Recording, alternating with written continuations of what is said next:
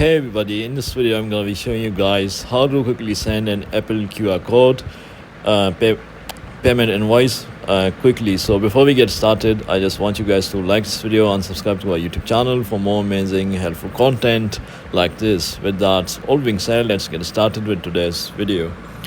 Hi guys, so first of all you have to just grab your Apple Pay payment link. So once you have done that, you just have to go to google.com, and here you have to just search for link to QR code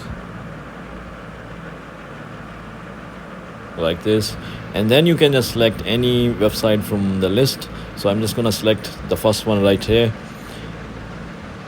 and here you just have to put in your Apple Pay link, and you can just name it if you want, and then you just have to click on customize and download your QR code, and it will give you your Apple Pay QR code image.